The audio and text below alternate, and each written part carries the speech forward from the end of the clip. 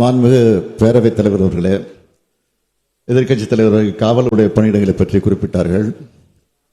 தமிழ்நாடு காவல்துறையில் 2ஆம் நிலை காவலர் காலி பணியிடங்கள் ஆண்டுதோறும் நிரப்பப்பட்டு வருகின்றன.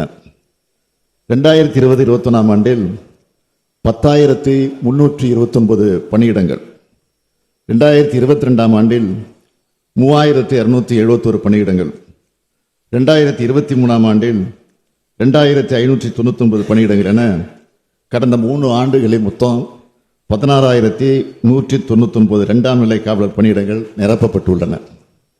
மேலும் 2024-25 ஆண்டுக்கான 2ஆம் நிலை காவலர் காலி பணியிடங்கள் 2,833 என கணக்கிடப்பட்டு தமிழ்நாடு சீருடை பணியாளர் தேர்வு வாரியத்திற்கு அனுப்பப்பட்டுள்ளது.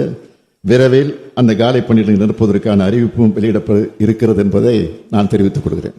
பிளே ஸ்டோர் மற்றும் ஆப் ஸ்டோரில் இருந்து பாலிமர் செயலியை QR கோடு மூலம் பதிவிறக்கம் செய்யுங்கள். செய்திகளை உடனுக்குடன் பெறுங்கள்.